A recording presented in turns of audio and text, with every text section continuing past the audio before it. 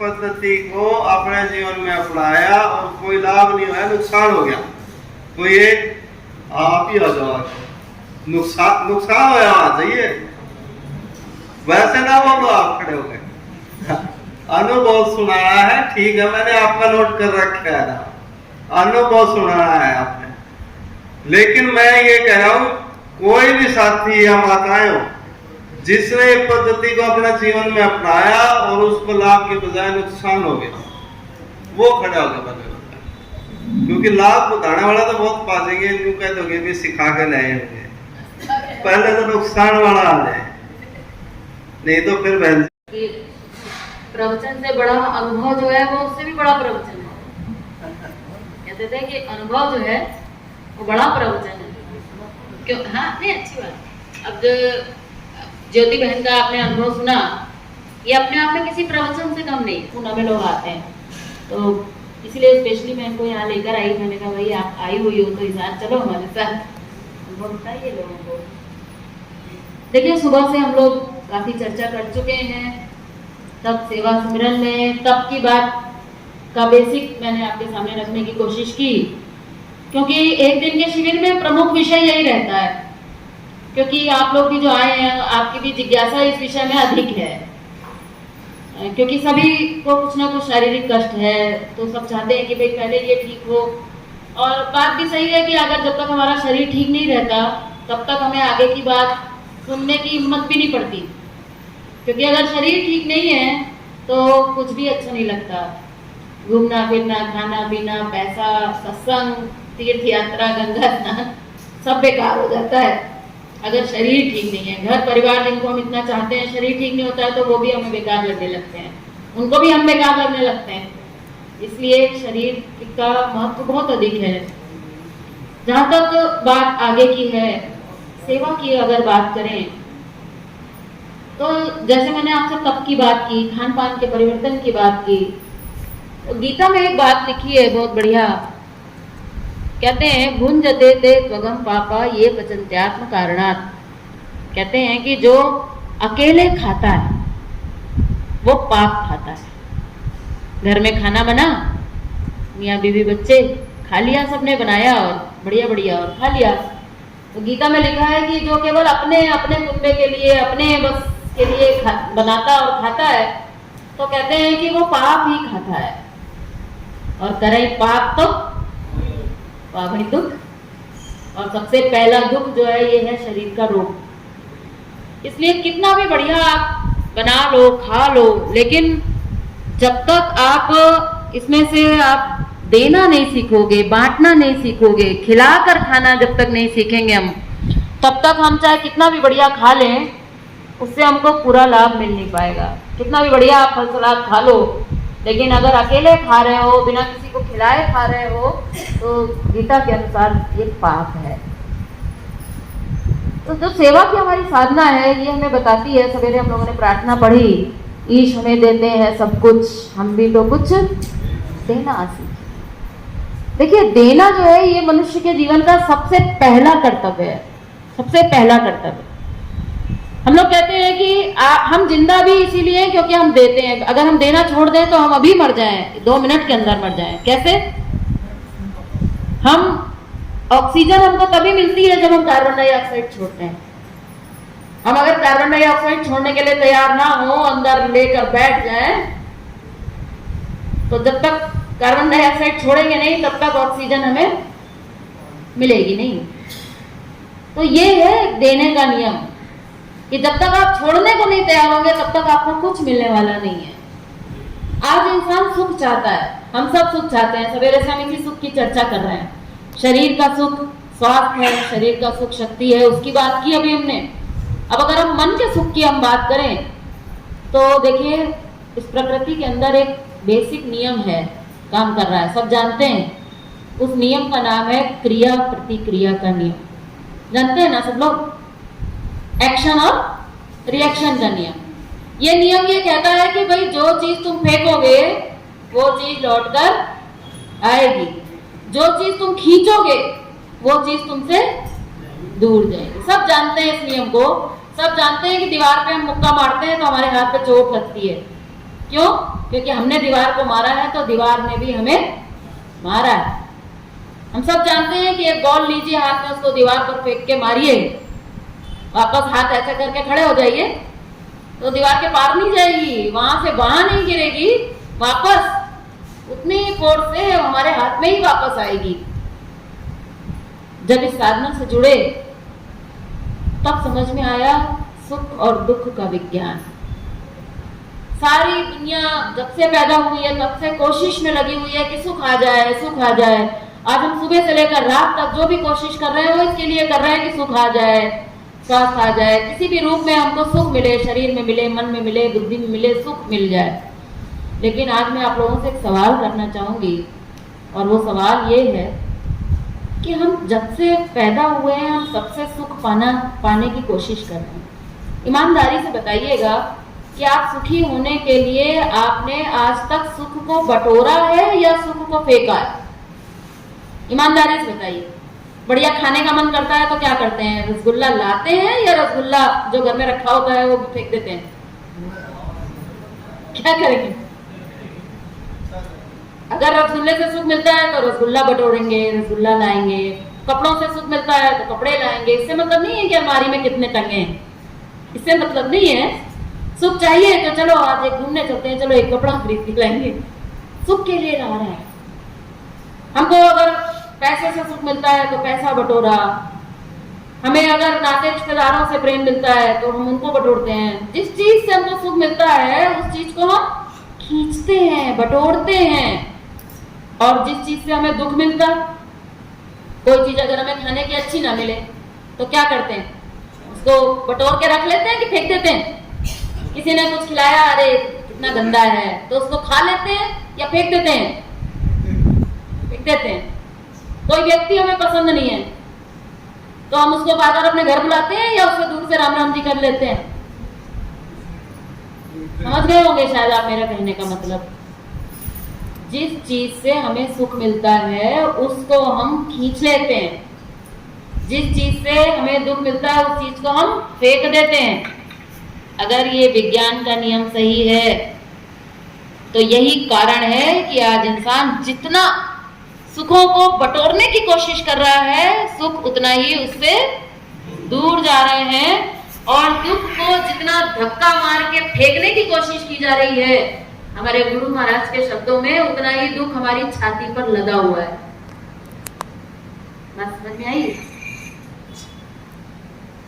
आज यही कारण है कि इस धरती पर एक भी वो इंसान सुखी नहीं है जो सुखों को बटोरने की कोशिश कर रहा है।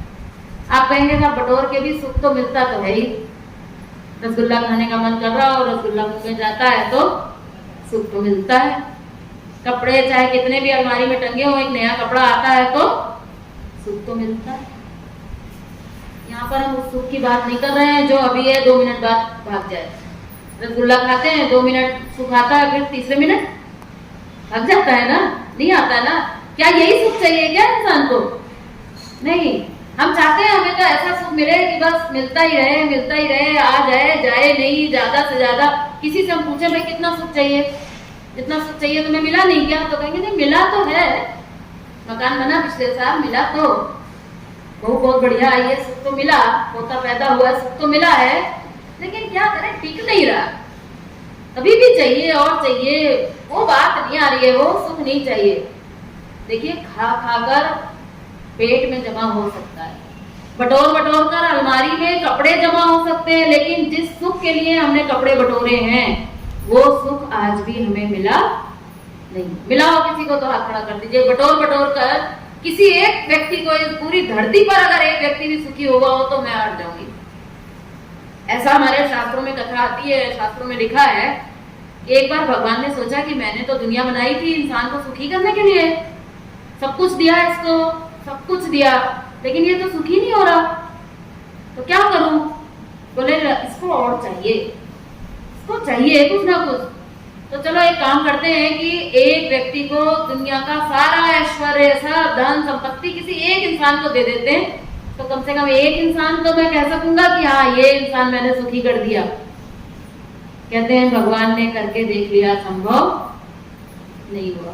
सारी धन संपत्ति पूरे ब्रह्मांड की लाकर हमारे चरणों में डाल दे भगवान, तब भी हम सुखी नहीं हो सकते हैं। जानते हैं क्यों? क्योंकि सुख का ये रास्ता गलत है, सुख वहां है नहीं। अब फिर क्या होगा? तो इसका योगी जी महाराज ने रास्ता निकाल लिया। बोले अरे समस्या बस इतनी सी है, इसका तो समाधान बहुत सरल है। नियम समझ में आ गया, नियम उल्टा कर रहे थे, नियम सीधा कर लो। नियम सीधा कर लोगे तो हो जाएगा। जिस चीज से तुमको सुख मिलता था उस चीज को तुम अभी तक खींच रहे थे, तो तुम एक काम करो, आज से जिस चीज से तुम्हें सुख मिल रहा है थोड़ा सुख फेंक दो। ये 4 रोटी तुम्हारी थाली में आई है तो 1 रोटी फेंक दो, किसी और को खिला दो। 3 रोटी से काम चला लो। पैसा आया 10 रुपया आया है, 9 रुपए से काम चला लो, 1 रुपया फेंक दो। 10 जोड़ी कपड़े हैं तुम्हारे पास, 9 जोड़ी से काम चला लो, 1 कपड़ा फेंक दो। 24 घंटे का तुम्हें समय मिला है, सारा दिन अपने ही स्वार्थ सिद्धि करते रहते हो, 23 घंटा तुम रख लो, 1 घंटा फेंक दो। क्या होगा? जिस जिस चीज से सुख मिलता है वो चीज, उसका सुख हमने फेंक दिया। अब जब फेंक दिया तो विज्ञान का नियम कहता है फेंक दिया तो लौट कर आएगा कि नहीं आएगा? बोले आने लग जाएगा, बिना मेहनत किए, बिना परिश्रम किए, बिना कुछ किए। भगवान के आगे भी हाथ जोड़ना नहीं पड़ेगा कि हे प्रभु मुझे सुखी कर दो। भगवान तो कहता है भाई मैंने तो विज्ञान बनाया है, विज्ञान के नियम है, फॉलो करो और फल पाओ। दुख के मारे हाय हाय हाय हाय कर रहे हो, जिस चीज से तुम्हें दुख मिलता है अरे थोड़ा सा अपना लो। जिस चीज से तुम्हें दुख मिलता है, किसी ने तुम्हें करेले का जूस पिलाया, सवेरे जूस पिलाया तो बहुत बढ़िया लगा, तो उन्होंने 2-2 गिलास पी लिया। सुख मिल रहा है तो और पी लो, इसीलिए तो हमने 2 गिलास पिया कि बहुत बढ़िया लग रहा है, 1 गिलास और पिया जाए। सुख मिल रहा था तो तुमने 2 गिलास पी लिया। और दुख मिल रहा है, अगर कहीं करेले का जूस अभी बांट दे तो कौन पिएगा 2 गिलास? नहीं पिएंगे। हम सोचेंगे कि कैसे हो कि किसी तरह से किनारे से निकल जाए, किसी तरह से बच जाए, तो 1 गिलास भी ना पीना पड़े।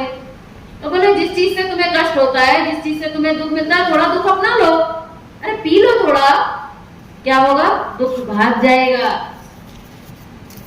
पी के देखो तो सही, बीमारी भाग जाएगी। इसलिए नहीं भाग जाएगी कि करेले का जूस बीमारी ठीक करता है, इसलिए नहीं भाग जाएगी। इसलिए भाग जाएगी कि करेले का जूस तुम्हें पसंद नहीं था, इससे तुम्हें कष्ट होता था, लेकिन उस कष्ट को तुमने उठाया, कष्ट को तुमने खींचा, तो बदले में तुम्हारा कष्ट अपने आप भाग जाएगा। ये विज्ञान है, हमारे आपके जीवन का विज्ञान। सुख और दुख का ये सही वैज्ञानिक नियम है। और अगर मैं अध्यात्म की बात करूं तो अध्यात्म ने कहा था ना, विज्ञान और अध्यात्म की बात करूंगी मैं। अध्यात्म की अगर हम बात करूं तो मैंने ऐसा पढ़ा है, लिखा है 4 वेद 6 शास्त्र में बात लिखी है 2, सुख दीन है सुख होत है और दुख दीन है दुख हो। कहते हैं कि 4 वेद पढ़ने की सबके बस की बात नहीं है। आप में से किसने 4 वेद पढ़े हैं? शायद इस सभा में कोई एक निकलेगा। आजकल के युवा वर्ग से पूछ लो 4 वेदों के नाम कौन से हैं, तो नाम नहीं बता पाएंगे। हम लोग तो फिर भी चलो बता देंगे, हो सकता है फिर भी अटक जाए, थोड़ा याद करके बताना पड़े। और 6 शास्त्र की अगर हम बात करें तो मैं तो भाई मुझे तो नहीं पता ये 6 शास्त्र कौन से होते हैं। शास्त्रों में ही लिखा है कि 4 वेद 6 शास्त्र में, लेकिन ये 6 शास्त्र होते कौन से हैं? अगर मैं अभी पूछूं तो शायद इस सभा में शायद ही कोई निकलेगा जो 6 शास्त्र कौन होते हैं ये बता सके। बोले तुम्हारे बस की नहीं है तो फिर क्या होगा? सुखी नहीं हो पाएंगे क्या हम? शास्त्र नहीं पढ़े, वेद नहीं पढ़े तो क्या होगा अब हमारा? बोले कोई जरूरत नहीं है, हम उसका सारांश बता देते हैं। बड़ी क्लासों में आप जाएंगे ना, छोटी क्लास में हम पूरा लेसन पढ़ते हैं। जब हम बड़ी क्लास में जाते हैं, मेडिकल में जाते हैं, इंजीनियरिंग में जाते हैं, इतनी मोटी मोटी किताबें होती हैं, तो क्या हम पूरी रटते हैं क्या? पूरी पढ़ते हैं क्या? नहीं। टीचर बता देता है कि भाई इस सब्जेक्ट का ये सार है, पॉइंट्स बना देता है, बस पढ़ लेते हैं, वो सब्जेक्ट तैयार हो जाता है। यही तरीका होता है बड़ी क्लास में। तो बोले कि ये सार है 4 वेद का और 6 शास्त्र का, अगर निचोड़ है, सार है, तो बोले बस 2 ही है, बाकी उसमें कुछ लिखा नहीं है, ज्यादा तुम्हें पढ़ने की जरूरत नहीं है। 2 ही बात उसमें लिखी है। और क्या लिखी है? सुख दीन है सुख होत है और दुख दीन है दुख है। अब हर इंसान को सुख चाहिए, लेकिन हम अपना इतना सा भी सुख छोड़ने के लिए तैयार नहीं है। 2 रोटी से पेट भरता है तो 4 खाते हैं हम सुख पाने के लिए। अरे 2 तो पेट भरने के लिए खा ली, 2 सुख के लिए खा ले। तो बोले तुम 2 की जरूरत है, तुम 4 खा रहे हो, भगवान भी तुम्हें सुखी नहीं कर पाएगा, स्वस्थ नहीं कर पाएगा। तो बोले क्या करें फिर? बोले 2 अगर खाते हो तो 1.5 खाओ, आधी खिलाकर खाओ, सुख मिलता है ना। रोटी खा के बढ़िया लग रहा है तो क्यों पूरी 2 के 2 अपने पेट में डाल रहे हो? आधी रोटी, सबके अंदर परमात्मा बैठा है, सबके अंदर मेरा भगवान बैठा है, खिलाकर खाओ। तो क्या करना है? तो बोले 4 प्रकार का भोजन है, मैंने बताया था, अनाज, सब्जियां, फल और पत्तियां। यही 4 चीजें हम खाते हैं ना। 5वीं कोई चीज खाते हैं क्या? नॉनवेज अगर छोड़ दें तो कोई 5वीं चीज तो हम खाते नहीं है। सोच के देख लो, जो भी हम खा रहे हैं वो या तो अनाज होगा या फल होगा या सब्जी होगी और या पत्ती होगी। 5वीं चीज तो कोई खाते नहीं। बोले 4 प्रकार का खाते हो तो 4 में से 1 निकाल दो, यानी कि 25%। लॉजिक है, ऐसा नहीं है कि कुछ भी निकाल दो। मैंने देखा लोग खाना खाने बैठते हैं, 4 रोटी अपनी थाली में रखेंगे, उसमें से इतनी सी रोटी तोड़ेंगे, कोना धर देंगे थाली के किनारे, फिर सब्जी लेंगे, उसमें से 2 बूंद सब्जी लेंगे, उस रोटी के ऊपर डाल देंगे, चटनी लेंगे, 1 बूंद चटनी उसी के ऊपर टपका देंगे, खीर लेंगे, इतनी सी खीर वो भी उसी के ऊपर टपका देंगे, लास्ट में उसके ऊपर पानी भी छिड़क देंगे। लीजिए साहब, ये भगवान की थाली तैयार हो गई, ये भगवान का भोग लग गया। हमारे गुरु जी कहते थे, ये जो तुम भगवान के नाम का ये निकाल रहे हो, जरा कभी खा के देखना, अपने बेटे को खिला के देखना, अपने बच्चे को खिला के देखना, खाएगा कि थूक देगा। क्यों भगवान को बेवकूफ बना रहे हो भाई? ये भगवान का हिस्सा नहीं है, ये तुम्हारी बेईमानी का प्रतीक है। अपना तो खा रहे हो बढ़िया बढ़िया माल पानी, आराम से, कभी खीर खा रहे हो, कभी पूड़ी खा रहे हो, भगवान को ये क्या तुमने बना के खिलाया है? बोले सबके अंदर भगवान है, प्रेम से तुम खाते हो तो प्रेम से खिलाना सीखो। 2 रोटी खाते हो, आधी रोटी भगवान की निकालो आराम से, 1.5 रोटी तुम खाओ, आधी रोटी भगवान के नाम से किसी पशु को, पक्षी को, इंसान को भगवान के नाते, भगवान के नाम से इसको खिलाना सीखो। तो बोले क्या होगा इससे? बोले एक आधी रोटी तुमने निकाली है, इतना छोटा सा काम किया है, लेकिन इसका जो तुम्हें फल मिलने वाला है वो छोटा नहीं है। बोले क्या फल मिलने वाला है? बोले पहला फल, 2 रोटी की 1.5 रोटी खाओगे तो तुम्हारा पाचन बढ़िया रहेगा, पहला फायदा। बीमार इसलिए पड़ रहे हैं ना कि 2 की 3 खा रहे हैं, 4 खा रहे हैं। बोले 2 की 1.5 खाओगे तो पाचन बढ़िया रहेगा, थोड़ा स्वस्थ रहोगे, पहला फायदा। दूसरा फायदा, ये आधी रोटी जो तुमने निकाली है, ये किसी को खिलाई है तुमने, कोई भी खाए, चींटा खाए, पक्षी खाए, चिड़िया खाए, कुत्ता खाए, सुअर खाए, गाय खाए, इंसान खाए, कोई तो खाएगा ना। तो बोले जो भी खाएगा उसको सुख मिलेगा। उसको जो सुख मिलेगा तुम्हारे माध्यम से मिला है, तो सुख लौट के कहाँ जाएगा? ब्रह्मांड में, जहां से गया था वहीं तो लौट कर आएगा ना। तो बोले सुख लौट कर तुम्हारे पास आएगा। तो बोले कैसे आएगा? बोले तुम्हारे शरीर का रोग भगा देगा। जो तुमने ये रोटी, आधी रोटी किसी को खिलाई है, उसको जो सुख मिला है, ये सुख लौट कर तुम्हारे जीवन में आनंद के रूप में, स्वास्थ्य के रूप में तुम्हारे जीवन में आएगा। है ना सस्ता सौदा? हम आनंद को पाने के लिए कहां कहां भटक रहे थे, क्या क्या कर रहे थे, कितना परिश्रम कर रहे थे। घर में बैठकर, रसोई के बाहर बैठ के आधी रोटी निकालने से वो सुख अगर मिल सकता है, तो क्या इससे सरल कोई और सुख पाने का रास्ता हो सकता है? इससे सरल रास्ता नहीं हो सकता। फिर बोले तीसरा फायदा सुन लो, ये जो आधी रोटी तुमने निकाली है, तो पहले कितनी खाने वाले थे? 2। अभी तुमने कितनी खाई? 1.5। ये आधी रोटी जो तुमने निकाल दी, ये जो तुमने कम खाई, तो क्या होगा? कष्ट उठाया तुमने, तुम्हारा कष्ट भाग जाएगा। आप सोचो, एक आधी रोटी निकालने से सुख भी आ रहा है, दुख भी भाग रहा है, स्वास्थ्य भी मिल रहा है, तो और इससे सरल और क्या हो सकता है भाई? इसीलिए रामचरितमानस में लिखा है, तुम्हें निवेदित भोजन करही, प्रभु प्रसाद पट भूषण धरही। मानस की बात कर रही हूँ। कहते हैं तुम्हें निवेदित भोजन करेंगे। बोले कि भगवान को खिलाकर खाना चाहिए। तो आज हमारे हिंदू परिवारों में सब लोग भगवान को खिलाकर खाते हैं। मालूम है कैसे खिलाते हैं? आप लोग के घर में भगवान का भोग लगाते हैं कि नहीं? लगता है ना, ज्यादातर परिवारों में तो लगता ही है, धीरे धीरे कम होता जा रहा है, बहुत से लोग नहीं लगा रहे हैं, लेकिन ज्यादातर हमारे परिवारों में चला आ रहा है पुरानी प्रथा कि घर में भगवान होते हैं और हम थाली लगाते हैं और भगवान को भोग लगाते हैं। सबके अपने अपने विधि विधान है, लेकिन हम क्या करते हैं? थाली लगाई सुंदर सी, बड़े भाव से भगवान का नाम लिया, भगवान को जैसा भी हमारा नियम है, भगवान जो हमारे घर में रखे रहते हैं उनको हमने लगाया भोग, सब कुछ बहुत बढ़िया है। लेकिन सवाल ये उठता है कि जो ये आपने भगवान का भोग लगाया है, ये जो थाली आपने निकाली है, इस थाली को खाता कौन है? आप लोग क्या, कौन खाता है उस थाली को? खुद ही खा लेते हैं ना, परिवार में ही तो खाते हैं। हमारे गुरुजी बोले भाई यहाँ कुछ गड़बड़ है। बोले क्या गड़बड़ है? बोले ये प्रसाद नहीं बनाया। रामचरितमानस में लिखा है प्रभु प्रसाद खाने का निर्देश दिया गया। बोले ये प्रसाद बन गया क्या? बोले हाँ बन गया, भगवान को खिलाया था, भगवान को भोग लग गया तो ये प्रसाद ही हो गया, तो प्रसाद खा लिया। गुरुजी बोले ये प्रसाद की परिभाषा नहीं है भाई, हम तो विज्ञान के विद्यार्थी, हम तो भाई विज्ञान की बात करते हैं, और अध्यात्म उसकी अगर मोहर लगा दे तो हमारी बात बन जाए। खाली विज्ञान की बात भी नहीं करते, हम ऐसी बात करते हैं विज्ञान की बात करेंगे तो अध्यात्म उसको सपोर्ट करे, अध्यात्म की बात करते हैं तो विज्ञान उसको सपोर्ट करे। हम उसी बात को मानते हैं, हम ना विज्ञान की बात मानते हैं ना अध्यात्म की बात मानते हैं, क्योंकि हमारे गुरु जी कहते थे अध्यात्म जो है ये लंगड़ा है और विज्ञान जो है ये अंधा है। विज्ञान अंधी प्रोग्रेस करता है, उसे पता ही नहीं है कि क्या करना है क्या नहीं करना है। उसने सोचा कि मोबाइल बन जाएगा, एसी बन जाएगा तो इंसान सुखी हो जाएगा, बन गया लेकिन फिर भी इंसान सुखी नहीं हुआ।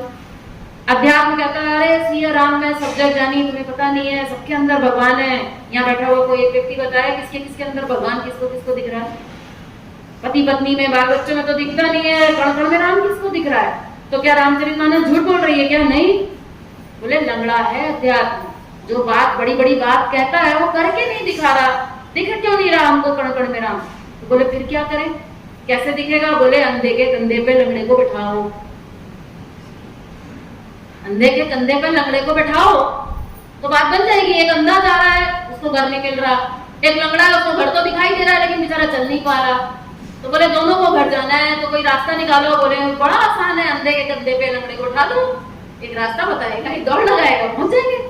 बोले बस यही बात तो है, विज्ञान अंधा है और अध्यात्म लंगड़ा है।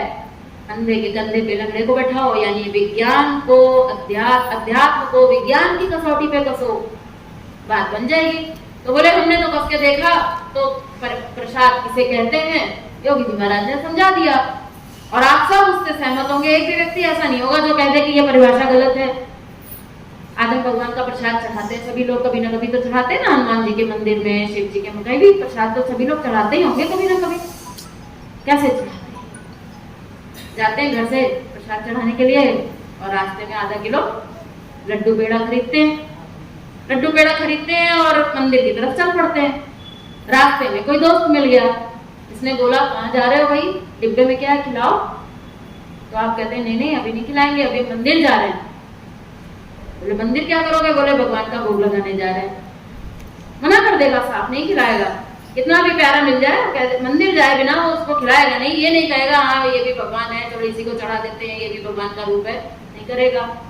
मंदिर जाएगा, मंदिर में जाकर बड़े भाव से भगवान के नाम से, भगवान के भाव से वो डिब्बा पुजारी जी को देगा।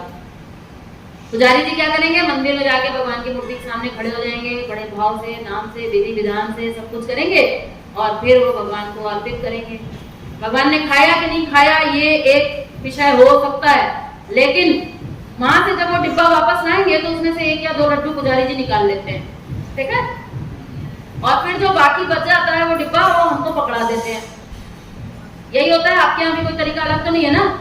अच्छा, अगर पुजारी जी उसमें से 1 लड्डू निकालना अगर भूल जाए और आपको वो पूरा डिब्बा थमा दें तो आप तुरंत कहेंगे अरे पुजारी जी आपने तो उसमें से निकाला ही नहीं भगवान के लिए। तो पुजारी जी कहेंगे हाँ बेटा मैं तो भूल गया, उसमें से वो 1 लड्डू, चाहे 1 निकाले चाहे 4, वो उनका विषय है। हम उनको ये नहीं कहते हैं कि आप 1 निकालो कि 4, वो जो मन चाहे निकाल सकते हैं, वो उसमें से निकाल लेते हैं। अब ये डिब्बा लेकर जब आप मंदिर की सीढ़ी से निकलते हो, कोई रास्ते में मिलता है, पूछता है कहाँ से आ रहे हो, डिब्बे में क्या है? तो आप क्या कहते हो? मंदिर से आ रहा हूँ, डिब्बे में क्या है? कैसे बना प्रसाद? क्या मंदिर जाने मात्र से प्रसाद बन गया? क्या भगवान को दिखाने मात्र से प्रसाद बन गया? प्रसाद तब बना जब 10 लड्डू में से 2 लड्डू पुजारी जी ने निकाल लिए। अगर नहीं निकालेंगे तो चाहे कितना भी विधि विधान कर लो वो प्रसाद बनेगा नहीं। अब जब आप मंदिर की सीढ़ी से उतरे हो, एक दोस्त आपको मिल गया, उसने आपसे कुछ नहीं पूछा, लेकिन फिर भी आप उसको बुला के कहते हो आजा भाई प्रसाद ले ले। आप जब उसको लड्डू उठाकर देते हो तो वो कहता है यार मुझे तो डायबिटीज है, मैं तो लड्डू नहीं लेता हूँ। तो आप तुरंत उसको डांट के कहते हो अरे ये लड्डू नहीं है प्रसाद है, खा ले कुछ नहीं होगा, और वो आराम से लड्डू खा लेता है, उसको कुछ नहीं होता। गलत कह रही हूँ तो बता दीजिएगा मुझे। जानते हैं क्यों? क्योंकि अब ये प्रसाद है। मेरे दिमाग में एक दिन चढ़ गया, सवाल। तो मैंने कहा ये प्रसाद, आखिर ये प्रसाद क्या है? मैंने हिंदी की डिक्शनरी उठा ली, उसमें देखा कि प्रसाद किसे कहते हैं। हिंदी की डिक्शनरी में मुझे दिखाई दिया प्रसाद का मतलब है कृपा। अब ये जो डायबिटीज के आदमी ने लड्डू खाया है, उसने लड्डू नहीं खाया, उसने क्या खाया? कृपा खाई है। अब आप देख लो, रोटी खाओगे तो भले ही 1.5 रोटी खाओगे, नुकसान कर सकती है, पता नहीं क्या उसके अंदर पड़ा था, कैसा घी तेल था, नुकसान कर सकती है। लेकिन वही रोटी में से आधी रोटी आपने भगवान को खिला दी। अब ये जो 3/4 खराब वाली रोटी आप खा रहे हो, अब ये रोटी नहीं खा रहे हो, अब आप क्या खा रहे हो? प्रसाद। और ये अब आप भगवान की कृपा खा रहे हो। बोले कि तुम्हें निवेदित भोजन करें। ये जो देने के पीछे जो भावना है, जो मैं आधी रोटी निकाल कर खाने की बात आपको बता रही हूँ, ये क्या है? ये प्रसाद बनाकर खाना है। इसीलिए मानस में लिखा है कि प्रभु प्रसाद। और इसके आगे और बड़ी बात लिखी है। बोले क्या बात लिखी है? बोले प्रभु प्रसाद पट भूषण धरही। बोले अगर तुम्हें कपड़े भी पहनने हैं ना तो प्रसाद बना के पहनो। बोले अच्छा, कपड़े का भी प्रसाद बनता है? तो लड्डू पेड़े का ही पता था, प्रसाद कपड़े का भी बनेगा? बोले हाँ। बोले वो कैसे बनेगा? बोले जैसे लड्डू का बना था। बोले कैसे बनेगा? बोले 10 जोड़ी कपड़े हैं, 1 जोड़ी निकाल दो, प्रभु के नाम से प्रभु की सेवा में अर्पण कर दो, जो 9 कपड़े बच जाएंगे वो प्रसाद है। बन गया प्रसाद। ये विज्ञान का विद्यार्थी ऐसे ही तो डेफिनेशन निकालता है, डेराइव करता है। किसी घटना से ही तो सिद्धांत निकल कर आता है। न्यूटन एक दिन पेड़ के नीचे बैठा था, पेड़ से एप्पल नीचे गिरा तो नियम पता चल गया। नियम तो पहले भी था। ऐसा नहीं है कि न्यूटन को जब नियम पता चला उससे पहले सेब ऊपर जाता था, ऐसा नहीं था। सेब तो पहले भी नीचे ही गिरता था। लेकिन ये घटना घटी तो इससे एक नियम समाज में पैदा हुआ। ऐसे ही ये जो प्रसाद की ये जो घटना है, ये हमें बताती है कि प्रसाद किसे कहते हैं। अब आप हनुमान जी भूल जाइए, लड्डू पेड़ा भूल जाइए। अब तो आप ये नियम बना लीजिए कि जो भी हम खा रहे हैं उसमें से हमें 1/4 भगवान की सेवा में निकाल देना है। जो 3/4 बच जाएगा ये प्रसाद है। और यही भगवान की कृपा है। मैं आपको विश्वास दिलाना चाहूंगी कि अगर आप गड़बड़ भी थोड़ा खा लोगे ना, किसी दिन थोड़ा गलत भी खा लोगे, किसी दिन थोड़ा ज्यादा भी चला जाएगा, नुकसान नहीं करेगा, क्योंकि आपने खाना नहीं खाया है। आपने क्या खाया? और जब भगवान को दिखाकर खाते हैं, हमारे गुरु जी कहते थे ये तो भगवान का अपमान है, समझो इसको। तो हम लोगों ने पूछा कि भाई अपमान कैसे? तो बोले कि मैं आपके घर आई हूँ। भाई साहब ने कहा दीदी थोड़ी देर हमारे घर चलेंगी, पास में ही है। चलो भाई चलते। इनके घर गए तो हमारी हिंदू परंपरा है, हमारे देश की परंपरा है, भाई साहब जाएंगे तो कुछ ना कुछ तो खाने को मिलेगा। तो इन्होंने हमारे सामने एक नाश्ते की प्लेट लगाई, कुछ मीठा भी था, कुछ नमकीन भी था। प्लेट लगाई, खाइए दीदी, अतिथि देवो भव, हमारे यहाँ खाइए हमारे सामने प्लेट। बड़े भाव से प्रेम से इन्होंने हमें प्लेट लगाई। हमने उस प्लेट को देखा। अब शिष्टाचार भी होता है, ऐसा तो है नहीं कि प्लेट आई और बस हम खाने बैठ जाए तुरंत। हमने देखा थोड़ा, हाँ भाई ठीक है, कुछ मीठा भी है, क्या हमें पसंद है, क्या हमारी रुचि है। 2 मिनट लगा। जब तक हमने देखा कि समोसा उठाऊं कि जलेबी उठाऊं, तब तक इन्होंने सोचा कि खाएंगी थोड़ी ना, ये तो कहाँ खाती हैं, ये तो समोसा मना करती हैं, चलो हम ही खा लें। थाली उठाई इन्होंने हमारे सामने और हमारे सामने बैठ के खुद खा ली। अब आप बताइए, ये मेरी बेइज्जती हुई या मेरे प्रति प्रेम हुआ, इज्जत हुई मेरी, क्या हुआ? मेरा बेइज्जती हो गई। बोले आज हम भगवान के सामने दिखाकर, हम भगवान को दिखाकर खुद खा रहे हैं, भगवान को खिला ले रहे हैं। अरे सबके अंदर भगवान है, तुम्हारे बच्चे में भी भगवान है, तुमने उनके लिए खाना बनाया है, तुम्हारे माँ बाप के अंदर, तुम्हारे पति के अंदर, पत्नी के अंदर भगवान है, उसके लिए तुमने खाना बनाया है। तो बाकी ये जो सब भगवान घूम रहे हैं, ये भगवान है कि शैतान है? हमारे गुरु जी बहुत जोर से बोलते थे और बोले कि सबको भगवान के रूप है सब, इसलिए बिना खिलाए खाना, बोले ये तो चोरों का काम है। हमारे वेद कहते हैं तेन तक्तेन गुंजी था। भोग करने के लिए मना नहीं है, खाने के लिए मना नहीं है। मैंने सवेरे भी आपको बताया था, मैं खाने के लिए मना नहीं करूंगी, मैं आपको खाने का तरीका सिखाऊंगी। मैंने सवेरे के सत्र में आपको खाने का तरीका बताया, अब मैं उससे आगे बढ़कर आपको खाने का तरीका सिखा रही हूँ और ये कहना चाहती हूँ कि आप बढ़िया से बढ़िया खाकर देख लीजिएगा, काम नहीं आएगा। और अगर आप प्रसाद बनाकर खाना सीख गए, खिलाकर खाना सीख गए, सबके अंदर मेरा परमात्मा बैठा है इस भाव से अगर आप अर्पण करना सीख गए, तो आप देखेंगे कि आपके जीवन में कृपा बरसने लग जाएगी। और वो कृपा सबसे पहले बरसेगी अगर, तो वो शरीर पर स्वास्थ्य के रूप में बरसेगी, आनंद के रूप में बरसेगी। उसका परिणाम ये होगा कि 1.5 रोटी में आपका पेट बढ़ जाएगा। पहले 2 रोटी में नहीं पड़ता था ना, 3 खानी पड़ती थी। अब आप देखेंगे 1.5 रोटी में आपका पेट भर जाएगा। थोड़े दिन बाद आप बोलोगे कि मेरी 1.5 रोटी की खुराक है, अब मैं 1.5 रोटी में से भगवान की निकाल कर खाया करूंगा।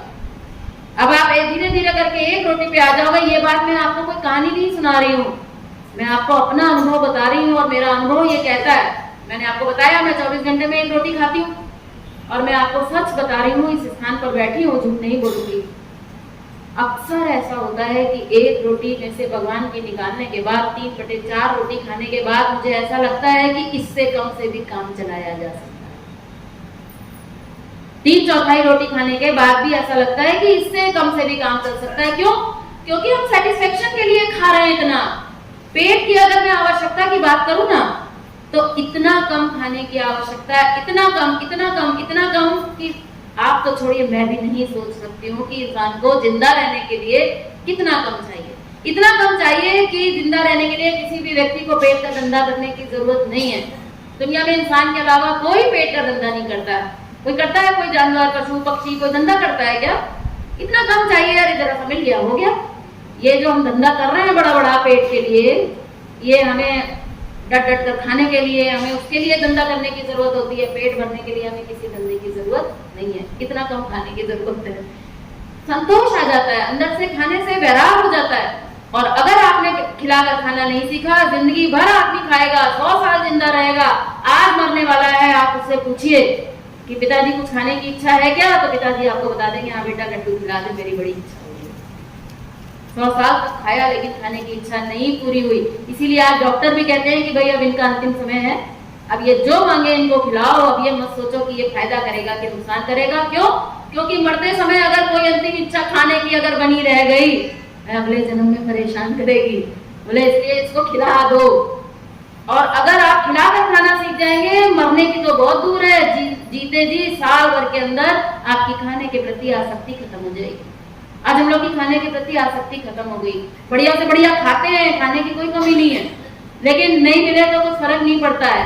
बढ़िया मिला तो भी बढ़िया, बढ़िया नहीं मिला तो भी बढ़िया, ऐसा हो गया। क्योंकि खाने की कामना नहीं रह गई, खाने की आसक्ति नहीं रह गई, जो अपने आप में बहुत बड़ा अचीवमेंट है। ये आसान बात नहीं है कि खाने की हमारी वैल्यू खत्म हो जाए। खाने की बात बताई मैंने। ऐसे ही मैं कहूंगी कि धन से, जिस जिस चीज से हमें सुख मिलता है, हमने कहा ना ईश हमें देते हैं सब कुछ, हम भी तो कुछ देना सीखे। देने वाले ने तो हमें सब कुछ दिया, पैसा दिया, परिवार दिया, योग्यता दी, मानव का शरीर दिया, 10 इंद्रियां दी, सब कुछ दिया, किसी चीज की कमी नहीं रखी उसने।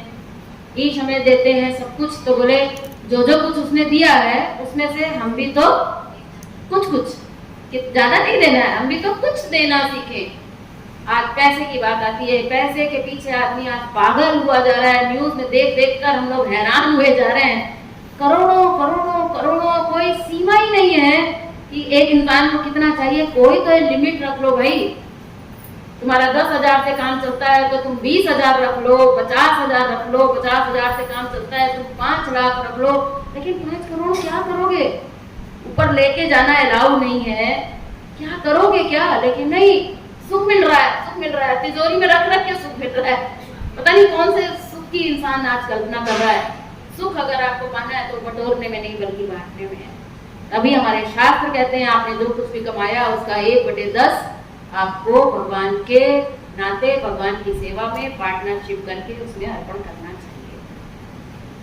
लोगों से हम लोग कहते हैं भाई देना सीखो, लोग कहते हैं अरे साहब कैसे दे दें, मैंने कमाया, ये मेरा है।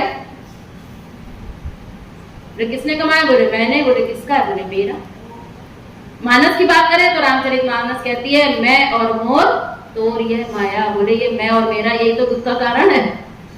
मैंने कमाया और ये मेरा। हम लोगों से पूछते हैं तुमने कमाया है? जिस बुद्धि को लगाकर तुमने कमाया है ये बुद्धि किसने दी है? जिस शक्ति को लगाकर तुमने कमाया है ये शक्ति किसने दी है? बुद्धि शक्ति दोनों परमात्मा ने दी है ना। अगर यहाँ का पेच ढीला हो जाए तो कमा नहीं सकते। यहाँ पर एक पेच होता है, मालूम है आप लोग को? सुना है मैंने ऐसा कि यहाँ पर एक पेच होता है, वो जब तक टाइट रहे तो सब काम ठीक ठीक होता है, और वो पेच अगर थोड़ा सा लूज हो जाए तो काम सारा बिगड़ जाता है। और इसके लिए कोई स्क्रू ड्राइवर बनानी है, ये ऊपर वाले के ही हाथ में है, वही टाइट रखता है। मैंने अपनी आंखों से ऐसे ऐसे लोग देखे हैं। आज हम लोग जो बात करते हैं ना, तो उसका हमारे पास जो है वो अनुभव है। मैंने अपने आंखों से देखा एक ऐसे व्यक्ति को जो नंबर 1 क्लास का ऑफिसर था, उसके आने से लोग खड़े हो जाया करते थे। बस कुछ ऐसी दुर्घटना घटी दुर्भाग्यपूर्ण कि उनका ये पेट ढीला तो छोड़ो शायद गिर गया। ऐसी घटना घट गई जीवन में, और मैंने उस व्यक्ति को अपनी आंखों से देखा कि उसके लिए खाना और पकाना एक हो गया। ऐसा हाई क्लास व्यक्ति ऐसा हो गया। क्यों? क्योंकि उसका पेट गड़बड़ हो गया।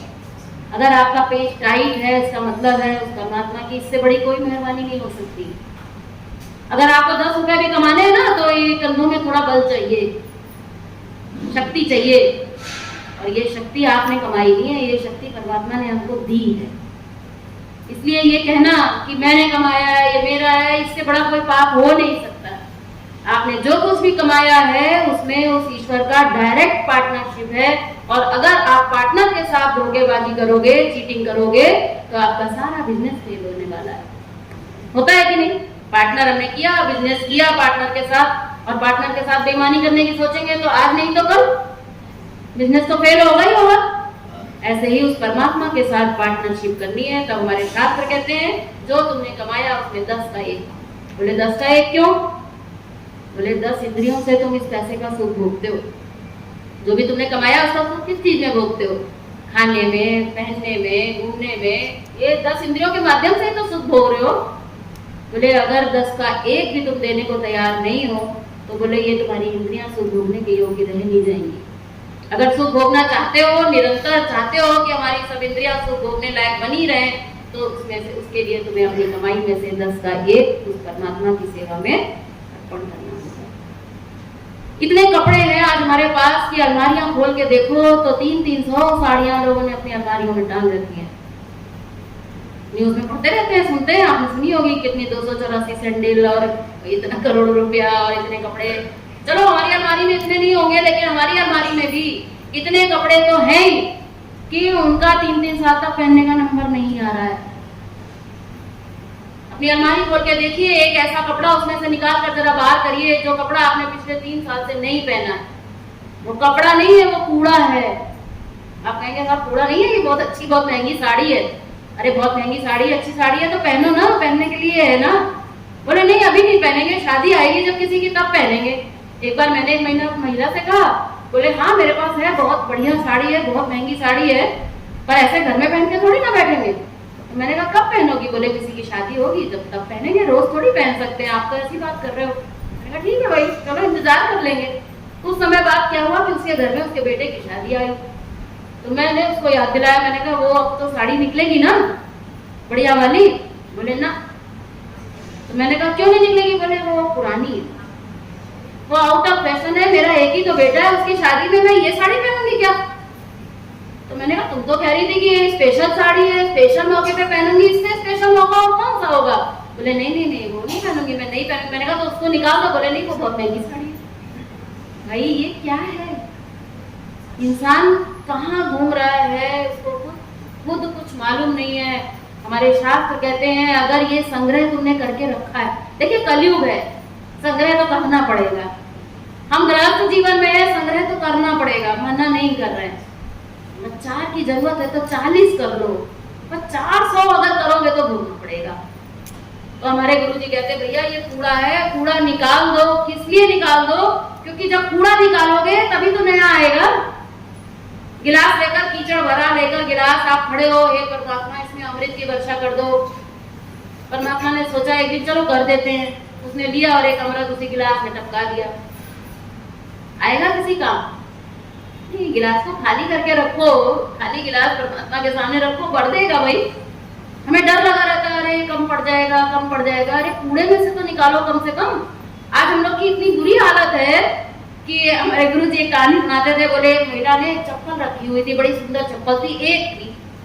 तो गुरु जी हमारे बताया करते थे, बोले हमने उस महिला से कहा कि ये चप्पल तुमने क्यों रखी हुई है, इसको निकाल दो। तो बोले नहीं रखी है, पड़ी है अलमारी में, कुछ हमारा तो बिगाड़ नहीं रही है। तो गुरु जी ने कहा कि नहीं तो रखी किस लिए ये, मतलब एक चप्पल किस लिए? बोले एक चप्पल किसी दूसरी कहाँ गई? बोले वो दूसरी कहीं गिर गई थी। तो बोले तो फिर ये एक चप्पल किस काम आएगी? तो बोले पड़ी है, हो सकता है कभी काम गुरुजी बोले ये सिर्फ उसी दिन काम आएगी जिस दिन तुम्हारी एक टांग नहीं रहेगी, सिर्फ उसी दिन काम आएगी। तुम इस चप्पल को रख के भगवान को मजबूर कर रही हो कि तुम्हारी एक टांग जल्दी से जल्दी वो काट के रख दे, इसको निकाल दो नहीं तो तुम्हारी टांग कटने वाली है। तुमको इतनी सी बात समझ में नहीं आती है। हम लोग कूड़ा रखे रहते हैं कि पूछो कि क्यों रखा है, बोले काम आएगा, शायद कभी काम आए। पुताई करवाते हैं घर में, कूड़ा उतारते हैं ऊपर से, पता नहीं क्या क्या फालतू का घर में रखा रहता है, उतारते हैं, सोचते हैं कि चलो इसको फेंक देंगे, क्या है ये तो बेकार है, किसी को दे देंगे, काम वाली को देंगे, इसको देंगे, उसको देंगे, बेकार है, चलो अब पुताई करा रहे हैं तो ये कूड़ा निकाल दे, पूरा मन बना लेते हैं। लेकिन जब तक पुताई पूरी होती है तब तक हमारा मन बदल जाता है। जब वापस रखने का नंबर आता है तो हम कहते हैं चलो रख लेते हैं, हो सकता है कभी काम आए। अब वो बेटी की शादी होगी ना 10 साल बाद, हो सकता है ये इतना बड़ा ये भगोना है ना, ये तब काम आएगा, वापस उठा के उसको रख दिया। जब नंबर आएगा वो मिलेगा भी नहीं, भगोना वो रखा कहाँ है। इसलिए भैया आज इस चीज की जरूरत है, ज्यादा से ज्यादा साल भर की आगे की सोच लो। लड़की की शादी तय हो गई है, साल भर में जरूरत पड़ेगी भगोने की, चलो रखो। लेकिन बच्चा अभी पैदा हुआ है, अभी पालने में है, उसकी शादी के लिए भगोना किस लिए रखना है भाई इतना बड़ा। लेकिन इंसान देना नहीं चाहता है। हमारे गुरु जी कहते थे कि अगर इंसान का अगर ऊपर ले जाना अगर इंसान के वश में होता तो शायद इंसान अपना शरीर का पसीना भी शायद देके ही जाना पसंद करता, छोड़ना नहीं चाहते हम। और कहते हैं कि अगर हमने इतना कुछ नेचर से लिया है, हवा प्रकाश हमें मिलता है, मेघों से मिलता है पानी, यदि बदले में कुछ नहीं देते इसे कहेंगे बेईमानी। इसीलिए दुख भोग रहे हैं, हमें पता ही नहीं है कि हम दुख भोग किस लिए रहे हैं। हम तो ये सोच रहे हैं कि हमें डायबिटीज हो गई है, हम तो इसलिए दुख भोग रहे हैं। अरे डायबिटीज क्यों हुई है उसका भी तो कोई कारण होगा, और इसका कारण ये है कि तुमने नेचर से इतना कुछ लिया, देने की नहीं सोची। पंखा चल रहा है, इसका बिल आएगा, बाहर हवा चल रही है, उसका बिल कहाँ से कौन देगा, ट्यूबलाइट चल रही है, इसका बिल आएगा, बाहर देखिए जरा कैसी बढ़िया ट्यूबलाइट चल रही है, गर्दन घुमाइए आप देख सकते हैं, उसका बिल कौन देगा। एक दिन ना निकले तो पता चलेगा, ये एक दिन नहीं आएगी तो काम चलेगा, वो एक दिन नहीं निकलेगा ना दिक्कत हो जाएगी। और जिस दिन ये हवा चलनी बंद हो जाएगी, जब से पैदा हुए हैं ऑक्सीजन खा रहे हैं, कितनी ऑक्सीजन खा गए आज तक लेखा जोखा है कुछ, और उस ऑक्सीजन का कुछ नहीं। और जब कोरोना हुआ, जब ऑक्सीजन की जरूरत पड़ी, तब ऑक्सीजन के लिए कितना लेकर खड़े थे लोग, लाखों लेकर खड़े थे। आप लाखों ले लो, आप तो बस ऑक्सीजन एक सिलेंडर दे दो, आप 1 लाख में दे दो, लेकिन मेरे बच्चे की जान जा रही है, लोग लाखों रुपया लेकर खड़े रह गए, ऑक्सीजन नहीं। ये है ऑक्सीजन की कीमत। अब तो कम से कम हम लोग पहचाने, फ्री में दे रहा है परमात्मा, आराम से आ रही है, आराम से जा रही है, ना कोई सिलेंडर ना कोई बिल, तो क्या देना नहीं होगा क्या? नहीं देंगे तो क्या हम चोर नहीं कहलाएंगे क्या? एक सामान एक दुकान से लिया तो दिया, एक सामान एक दुकान से लिया नहीं दिया तो क्या हम चोर नहीं कहलाएंगे? बोले चोरी करोगे तो दंड तो भुगतना पड़ेगा। इस नेचर के अंदर नियम काम कर रहा है, आदान प्रदान का नियम है। अगर आपने लिया है तो आपको देना पड़ेगा। हमारे गुरु जी कहते थे कि आदान प्रदान का नियम कभी भी कहीं भी किसी भी परिस्थिति में टूटना नहीं चाहिए। हमारे गुरु जी यहाँ तक कहते थे कि आप किसी के घर सत्संग करने गए हो अगर, तो आपको खाना खाने का अधिकार नहीं है अगर आपने वहां पर सेवा नहीं की है। अगर आपने कुछ लिया है तो आपको दे के आना पड़ेगा। इतना वो कहते थे आदान प्रदान के नियम का इस हद तक पालन होना चाहिए कि आप किसी के घर हवन में गए हो, पड़ोसी के हवन हो रहा है, आप पहुंच गए। मैंने देखा है लोग कूद कूद के उसमें सामग्री डालने के लिए उतावले हो जाते हैं, मेरा नंबर आ जाए, बस उनको लगता है कि एक आहुति वो डाल देंगे तो बस परमात्मा मिल जाएगा। पड़ोसी के घर गए, अग्नि वो सामग्री उठाई, अग्नि में डाली और बोला इदम अग्ने दम नमः, करते हैं ना। हमारे गुरु जी कहते थे तुमने कहा कि ये अग्नि देवता ये आपका है, ये मेरा नहीं है, मैं आपकी वस्तु आपको समर्पित करता हूँ। तो हमारे गुरु जी बोले अपने घर से लेकर आए थे क्या सामग्री? पड़ोसी की सामग्री उठाई तुमने और आग में डाल दी और कह रहे हो प्रभु ये मेरा नहीं है, ये तो आपका है। बोले तुम्हारा तो वैसे भी नहीं था, तुम्हारी हिम्मत कैसे हुई कि दूसरे की चीज उठाकर तुमने डाल दी? तो क्या करें, हवन में न जाए क्या, आहुति न डालें क्या? बात समझने की है। और बात समझने की ये है कि जाओ चुपचाप पहले वहां 10 रुपए 20 रुपए रख दो चुपचाप मानसिक रूप से कि ये जो मैं आहुति देने जा रहा हूँ ये उसका है। अब ये हो गई, अब जो सामग्री आप डालने जा रहे हो ये सामग्री अब आपकी है। अब आप अग्नि में डालकर अब आप कह सकते हो कि दम अग्नि दम नमः, क्योंकि ये अब आपकी थी, अब आपको उसका फल मिलने वाला है। लेकिन आप गए पड़ोसी की चीज डालकर आ गए, बोले ये बहुत गलत बात है। आदान प्रदान का नियम कभी भी टूटना नहीं चाहिए। किसी से भी कुछ भी आपने लिया है, अगर आपको उसके बदले में देना ही पड़ेगा। हमारे गुरु जी यहाँ तक कहते थे, बोले भीख से भीख दे 3 लोग जीत ले। लोग कहते हैं हमारे पास है ही नहीं, हम कहाँ से दें? तो बोले नहीं है तो भीख मांगो। भीख मांगो, भीख में अगर 10 रुपए आ जाए तो उसमें से भी 1 रुपया निकाल दो, 9 रुपए से काम चला लो। बोले क्या होगा? बोले 3 लोग के मालिक बन जाओगे। हम लोग के सामने उदाहरण है, हमारे देहरादून में हमारे अखिलेश जी महाराज के जीवन के सामने की घटना है। एक भिखारी उनके यहाँ आता था रोज भीख मांगने। गुरु जी ने एक दिन उससे कहा कि भैया हम भीख नहीं देते, हम तुम्हें एक शर्त, हम तुम्हें देना सिखाएंगे, हम तुम्हें मांगना नहीं सिखा रहे। मांगना, ये मांग का रास्ता किसी का पूरा नहीं पड़ा। अगर पूरा पड़ेगा तो दे के पूरा पड़ेगा, मांग कर कभी पूरा नहीं पड़ेगा। तो बोले साहब क्या करें? बोले जाओ भीख मांगो, भीख मांग के लाना और उसमें से जितना भीख मिले उसका 1/10 रख जाना। बोले अरे ये तो बाबूजी तो उससे भी बड़े भिखारी, मैं तो गया था इनसे मांगने, उनका ये तो मुझसे मांग रहे हैं। बोले करके देखो क्या होता है। जिससे तुम मांगने जा रहे हो भीख मिले उसका लाके रख देना, हमारे यहाँ गुरुजी आते हैं उनसे तुमको मिलवा देंगे, उनसे तुम बात समझ लेना। लेकिन आज एक काम करो, भीख से भीख देने मेरे घर आ जाना। उसको कुछ बात समझ में आ गई। वो दिन भर गया भीख मांग के लाया और जितना आया उसकी उसने पुड़िया बनाई, उसका 1/10 की पुड़िया बनाई और गुरुजी को दे गया। थोड़े दिन बाद गुरुजी ने कहा कि तुम मुझको क्यों देते हो, ये तो भगवान की पुड़िया है। बोले साहब मुझे तो ये पता है कि अगर मुझे, अब मेरा बेटा कलकत्ता रहता है, मुझे जब बेटे की याद आती है तो मैं एक लेटर लिखता हूँ और यहीं अपने घर के सामने वाले लाल डिब्बे में डाल देता हूँ और वो 10 दिन में कलकत्ता पहुंच जाता है। अब मुझे क्या पता साहब, मैं तो छोटा आदमी, भगवान कहाँ है कहानी मुझे तो नहीं पता। मुझे पता है आप तो मेरे लाल डिब्बा हो, मैं तो आपके पास पुड़िया रख जाता हूँ। मुझे पता है मेरी ये पुड़िया भगवान को पहुंच जाएगी, मुझे आपके ऊपर विश्वास है कि आप मेरी ये पुड़िया जो है वहां तक पहुंचा दोगे। आपको जानकर हैरानी होगी कि 1 से 3 महीने के अंदर की घटना घटी उसके जीवन में, ऐसा कि उसकी भीख बढ़ने लग गई। 10 रुपए मिलते थे 50 मिलने लग गए, 200 मिलने लग गए, करते करते उसकी भीख बढ़ने लग गई। और फिर गुरुजी बोले कि क्या तुम ये भीख मांगते हो, अभी तो तुमको इतने पैसे मिलने लगे, तुम कुछ काम क्यों नहीं कर लेते? बोले साहब आप बताओ, मैं कर लूंगा। तो बोले गुरुजी बोले मैं गुरुजी अफसर थे देहरादून में यूपीएससी कॉर्पोरेशन में। बोले एक काम करो कि हम तुमको अपने ऑफिस में कुछ लगवा देंगे। तो वहां पर उन्होंने उसको कुछ लगवा दिया। फिर कुछ समय एक स्कूल के सामने उसने चूरन की दुकान लगाई। करते करते फिर वो लीची के बाग में पहुंच गया, वहां पर वो पक्षियों से उसकी रक्षा करने लगा। करते करते खुद वो लीची का व्यापारी बन गया और करते करते वो व्यक्ति जो भिखारी था एक दिन वो सेठ बन गया। ये अभी की घटना है, ये शास्त्रों में लिखी हुई घटना नहीं है।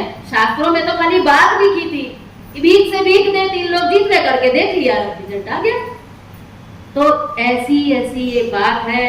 बोले अच्छा अगर फिर भी बात समझ में ना आए तो, हमने बहुत कहानी करी लेकिन हमारी समझ में नहीं आई। भाई हम तो नहीं देंगे, हमारे पास तो नहीं है, हम तो नहीं दे सकते नहीं बात समझ में आई। बोले नहीं समझ में आई तो ऐसा नहीं है कि काम चल जाएगा। बोले देना तो तुम्हें तब भी पड़ेगा, समझ में आ जाए तो हंस के दे दो, समझ में नहीं आएगी तो रोक के दोगे, देना तो पड़ेगा क्योंकि प्रकृति का नियम है, उससे बचोगे कैसे? प्रकृति के नियम में कोई बच थोड़ी ना सकता है, वो तो नियम है तो है। बोले फिर क्या होगा, नहीं देते, चलो देखते हैं प्रकृति का क्या नियम है। बोले हंस के नहीं दोगे तो रोक के देना पड़ेगा। कैसे देना पड़ेगा? तो हमारे गुरुजी कहते थे कि भगवान ने इस धरती पर अपने 3 दूत भेजे हुए हैं, उनका केवल एक काम है, जो हंस के नहीं देते उनसे ये छीन कर निकलवा लेते हैं, हिसाब किताब बराबर करने के लिए। तो हमारे गुरुजी कहते थे कि जानना अगर आप चाहें तो मैं बता दूं। बोले कि सबसे पहला भगवान का भेजा हुआ दूत है, सफेद कोट में आता है, डॉक्टर। अगर ये आपके घर में घुस गया, आप देते जाओगे, इसको रोते जाओगे, देते जाओगे, रोते जाओगे, देते जाओगे। हंस के नहीं दिया ना आपने, हंस कर देना था उस परमात्मा को। आज रो कर हम दे रहे हैं डॉक्टर को, और वहां देना था 1/10, यहाँ आप दे रहे हो 90%। धीरे धीरे धीरे धीरे जितना कमाया है ना, कैसे जाएगा सब डॉक्टर के पास ही। आज लोग कहते हैं साहब डॉक्टर लोग बड़े बेईमान हैं, बहुत लूटते हैं। मैं कहती हूँ बिल्कुल नहीं लूटते। आपने जब भगवान को लूटा तब आपने नहीं सोचा अब डॉक्टर लूट रहा है तो आपको कष्ट हो रहा है। आपने इतना जमा करके रखा है, इतना बैलेंस हो गया है कि डॉक्टर अगर नहीं आपसे निकलवाएगा, एक एक चीज का लाखों नहीं निकलवाएगा तो कर्जा होगा कैसे पूरा? वो तो कर्जा पूरा कर रहा है। जिस दिन कर्जा पूरा हो जाएगा उस दिन या तो आप ठीक हो जाओगे या उस दिन आप चले जाओगे। देना तो पड़ेगा। बोले दूसरा जो दूत है वो काला कोट पहन के आता है, अगर घर में काला कोट आया अगर, तो बस जो लोग को पता है, बस लंबी कहानी है, उसके डिटेल में नहीं जाऊंगी, जाना ही जाना है। तीसरा कोट, उसका रंग भी पता है आपको, खाकी कोट। बोले ये 3 कोट जो हैं यूनिफॉर्म में आने वाले, ये भगवान के भेजे हुए दूत हैं, इनको आपको देना पड़ेगा। हंस के नहीं दोगे तो रो के देना पड़ेगा। आज से अगर हम हंस के देना सीख ले, अपने जीवन में एक नियम बना लें कि हमें हंस के देना है, तो आप देखेंगे कि कब आपके जीवन से डॉक्टर निकल जाएगा, आपको भूल जाओगे आपकी लास्ट डॉक्टर को आपने फीस कब दी थी। ऐसा नहीं है कि केवल जूस पीने से, सलाद खाने से डॉक्टर भाग जाएगा, नहीं भागेगा, क्योंकि आपके दुख का कारण तो यहाँ फंसा हुआ है ना। जूस से खाओगे फर्क पड़ेगा, लेकिन अगर यहाँ से अगर नहीं अगर निकला अगर, तो भगवान किसी ना किसी रूप में तो दुख देगा ही, तो ये रोग आपका बना ही रहने वाला है। इसलिए लोग बड़े आसानी से लोगों को बहुत समझाने की कोशिश करते हैं, ईमानदारी से हम समझना सीखें। आपके जीवन में आनंद ही आनंद बरस सकता है, आपके जीवन की सारी समस्याओं का समाधान हो सकता है। और एक बात याद रखिएगा, देने से आपका कभी कम पड़ा नहीं है। जमीन में एक बीज डालो तो 100 बीज पैदा होते हैं। इन्वेस्ट करते हैं तो कई गुना हो जाता है, खर्च करते हैं तो खत्म हो जाता है। 10 रुपए लेके निकले, 5 रुपए के चाट पकौड़े खा लिया, कितना बचा? 5। 10 रुपए लेके निकले, 5 रुपए बिजनेस में लगा दिया, कितना बचा? 5। लेकिन दिख रहा है 5, लेकिन वास्तव में 5 नहीं है। ये जो 5 आपने इन्वेस्ट कर दिया है, ये मल्टीप्लाई होके 500 बन के, 5000 बन के वापस आ जाएगा। तो ये जो हम भगवान को देते हैं, ये खर्च नहीं है, ये एक्सपेंडिचर नहीं है, ये क्या है? इन्वेस्टमेंट है। करके देखना होगा हमें कि जीवन में कैसा आनंद आता है। हम लोगों ने करके देखा है, और मैं आज आपको बता सकती हूँ कि जीवन में ना कोई भविष्य का भय है, ना किसी चीज की कोई कमी है, और जीवन में उस आनंद की प्राप्ति हुई है। आज यहाँ जितने आप बैठे ना, आप सबके पास मुझसे ज्यादा कैश है, आप सबके पास मेरे से ज्यादा बैंक बैलेंस है, आप सबके पास मुझसे ज्यादा गहने हैं, इतना मैं कह सकती हूँ। लेकिन ये मैं बड़े गर्व के साथ कह सकती हूँ, आज जिस आनंद की जिंदगी मैं जी रही हूँ, शायद आप में नहीं जी पा रहे हैं। ये जीवन का नियम है, आप करके देखो। ये मैं कोई अपनी बात नहीं कह रही हूँ, शास्त्र सम्मत बात कह रही हूँ, विज्ञान सम्मत बात कह रही हूँ। 1 महीने 3 महीना प्रयोग करके तो देखो होता क्या है। 24 घंटे का भगवान ने आपको समय दिया है, 24 घंटे अपने ही काम में लगे रहते हैं। इधर से किधर से आएगा, कैसे आएगा, सही आएगा, कैसे आएगा, बस इसी जोड़ घटाने में हम लगे रहते हैं। रात दिन तनाव में रहते हैं, रात की नींद भी हमारी उड़ चुकी है। लेकिन अगर 24 घंटे में से 1 घंटा हम उस प्रभु की सेवा में निकालने लग जाएं निस्वार्थ भाव से, 23 घंटे आपके प्रसाद बन जाएंगे। 23 घंटे फिर आप अपना जीवन नहीं जियोगे, प्रभु की कृपा में जीने लग जाओगे, हवा में उड़ने लग जाओगे। और हर इंसान का एक ही दुख होता है कि जब उसका अंतिम समय आता है तो वो बड़ा दुखी होता है, कहता है कि हे प्रभु बस थोड़ा सा समय और दे दो तो मैं बस सब ठीक कर दूंगा, बच्चों को भी सब देख लूंगा, बैंक बैलेंस देख लूंगा, सब कर लूंगा, हे प्रभु बस मुझे 2 महीने का समय तो कम से कम और दे दो। अरे उसने 50 साल दिए, 80 साल दिए, तब तो तुम कुछ कर नहीं पाए, 2 महीने में तुम क्या कर लोगे। लेकिन हमें ऐसा लगता है कि काश हमें थोड़ा समय और मिल जाए। लेकिन अगर ऐसा इसलिए हो रहा है कि समय की आपने कद्र नहीं की, समय की आपने सेवा नहीं की। आज जब आपको सेवा की जरूरत पड़ी तो समय ने हाथ खड़े कर दिए। लेकिन अगर आप समय में से सेवा करोगे, 24 घंटे में से कम 1 घंटा अगर आप सेवा में दोगे, जैसा मैंने देखा यहाँ हिसार में बहुत बढ़िया आप सब तरह की सेवा करते होते, बहुत अच्छा लगता है। अगर समय से आप सेवा करोगे तो आपके जीवन में वो समय आ जाएगा बड़े आराम से कि आप हाथ बांध के बैठ जाओगे, भगवान मेरे तो सब काम तुमने पूरे कर दिए, मैं अब निश्चिंत होकर बैठ गया। जब आप सामान खरीदा, पीछे साइकिल में लगाया और मैं अपने कॉलेज के लिए निकली। वहां से मेरा कॉलेज था करीब 5 किलोमीटर, और रास्ते में आ गई मूसलाधार बारिश। अब मैंने कहा ये भीगा हुआ चाट तो कोई लेगा नहीं, और मेरी भी इतनी हैसियत नहीं थी कि चलो बेकार हो गया तो कोई बात नहीं, और किसी के लिए मैं ले जाऊंगी तो खराब कोई क्यों लेगा, उसके पैसे मुझे क्यों देगा। मैंने कहा आज तो मेरा नुकसान हो गया। बहुत सारा सामान पीछे साइकिल में लगा है और आधे रास्ते आ गई हूँ, इतनी बारिश हो रही है, पीछे साइकिल का सब सामान खराब हो गया, आज नुकसान हो गया, चल जो होगा देखा जाएगा। भगवान की अब तो भाई सेवा कर रहे हैं, अच्छे भाव से कर रहे हैं, ठीक है, ये तो हानि लाभ तो जीवन में होता रहता है। ऐसा सोच के कुछ नहीं सोचा, पहुंच गए। जब मैं अपने कॉलेज पहुंची, मेरी आंखों में आंसू आ गए। मैं हैरान थी कि मेरे किसी सामान पर एक पानी की ड्रॉप नहीं थी। मैं पूरी भीगी हुई थी, मेरे पूरे पानी बह रहा था और मेरे सामान में एक ड्रॉप, एक पानी का वो कागज का वो चार्ट करने में एक बूंद पानी। आप करके तो देखो। भगवान, हमारे गुरु जी कहते थे भगवान कोई मुर्दा नहीं है, भगवान अलमारी में बैठा हुआ कोई मूर्ति नहीं है। भगवान वो चीज है जो आपके कहे बगैर आपके काम आए, और वो काम तब आएगा जब आप भगवान को पकड़ने के लिए तैयार हो। भगवान को पकड़ने के लिए कोई कपड़े बदलने की जरूरत नहीं है, कोई टीका लगाने की जरूरत नहीं है। आप भगवान को प्रैक्टिकल पकड़ो ना। जैसे अपने बच्चे से प्यार करते हो ऐसे परमात्मा से प्यार करो। अपने बच्चे को सब कुछ निकाल के दे देते हो कि नहीं? परमात्मा को निकालने के देने के लिए, भगवान को देने के लिए जब नंबर आता है तो खोटा सिक्का ढूंढते हैं, 10 रुपया निकालते हैं बड़ी मुश्किल से। वहां देते समय हमारी जान निकलती है। घर में मार पानी अपने बच्चों को खिला देते हैं और वहां पर फूल चढ़ाए जाते हैं मंदिर में, पड़ोसी के यहाँ से तोड़ के। हमारे गुरु जी कहते थे ये फूल हम भगवान को चढ़ाते नहीं है, बल्कि ये फूल हम भगवान को बनाते हैं। FOOL। खैर, बातें बहुत सी हैं, समय हो गया है, इसलिए मैं केवल यही कहना चाहूंगी कि इसको आप लोग समझिए और अपने जीवन में अनुभव करिए। सुमिरन की साधना है, दिन में कम से कम 3 बार, कम से कम 20-20 मिनट के लिए। वरना जितनी आपकी उम्र है, रिटायर हो गए हो, कोई काम धंधा अब नहीं है, तो ये मोबाइल चलाना थोड़ा कम करो, थोड़ा अपने अंदर जाओ, वो अपने काम आने वाला है। ये मोबाइल चला के आंखें खराब होगी, दिमाग खराब होगा। ठीक है, एंटरटेनमेंट के लिए थोड़ा बहुत वो भी चलेगा, मना नहीं है। लेकिन आज हम अपना इतना रिटायर्ड लोग इतना समय गंवा रहे हैं, मोबाइल के अंदर यूट्यूब चलाकर बैठ जाते हैं, पता नहीं क्या क्या देखते हैं, सुनते हैं। अपने अंदर जाने का यही तो समय है कम से कम।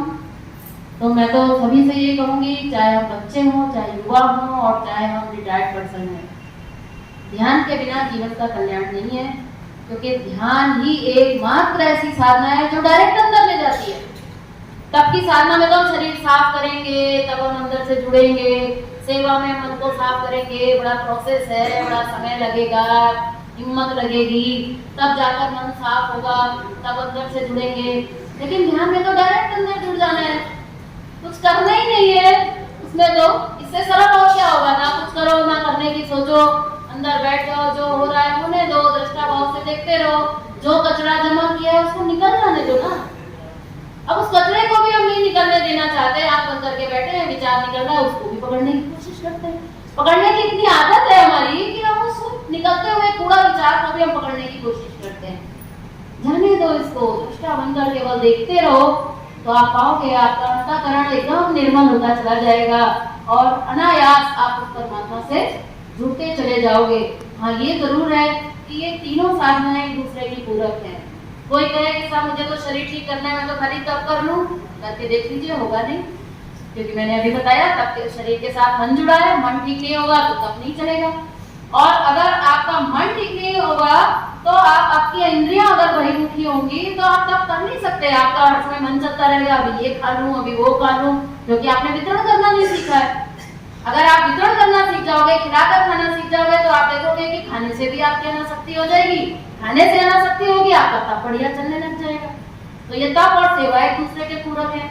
जहाँ तक ध्यान की बात है, अगर आपका शरीर ठीक नहीं है, डट डट कर खा रहे हो, अनाज खा रहे हो, तो ये पृथ्वी तक आपको नीचे खींचेगा। ध्यान में आप क्या ऊपर उठोगे? ध्यान में तो ऊपर उठना है ना। अनाज ज्यादा जाएगा बॉडी में तो ये नीचे खींचेगा। इसलिए बिना तप के ध्यान तो हो ही नहीं सकता। ध्यान में बैठे आपके मन को स्थिर होना है, तो मन की स्थिरता का संबंध तो मन की चंचलता कम होगी, तब जाकर मन स्थिर होगा ना। लेकिन अभी तो हमारा मन भी बहिर्मुखी है, हमारी इंद्रियां भी बहिर्मुखी हैं। ध्यान में बैठे हैं तो मन कर रहा है अरे रसगुल्ला खा रहे, छोड़ो, ध्यान बाद में कर लेंगे।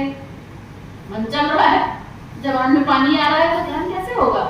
शरीर आपका बेकार हो रहा है, इधर दर्द हो रहा है, उधर दर्द हो रहा है, मोटापा है, रीढ़ की हड्डी सीधी नहीं हो रही है, पैर मोड़े नहीं जा रहे हैं, तो क्या हम ध्यान कर पाएंगे?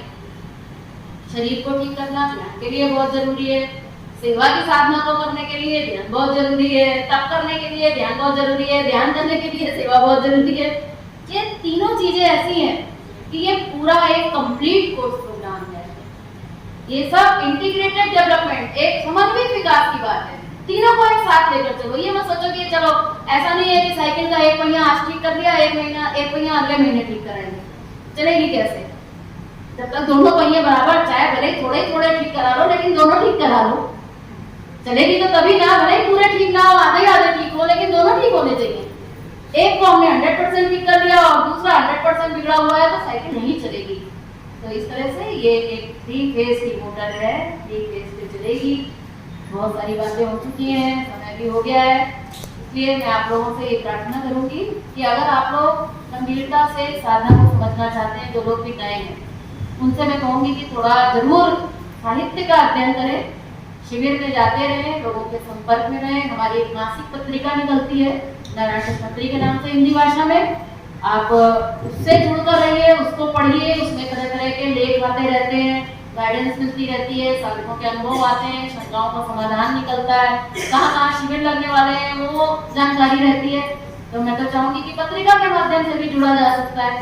पूरे 1 साल के लिए 150 रुपए मात्र उसका शुल्क है, कोई बड़ी बात नहीं है। 150 रुपए हम 2 मिनट में इधर उधर खा के खत्म कर देते हैं।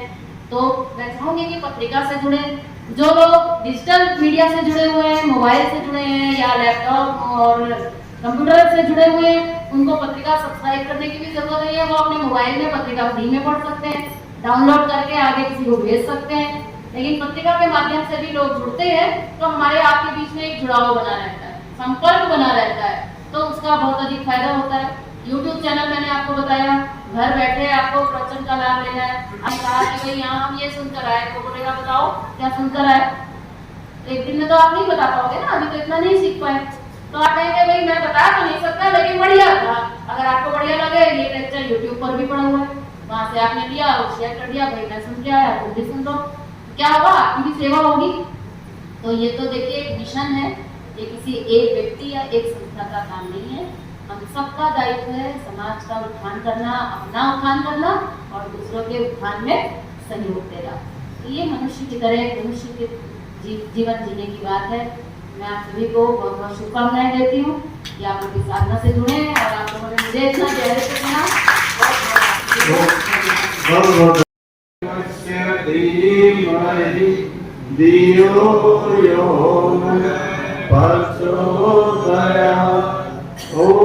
शांति शांति शांति। अभी एक विशेष सूचना और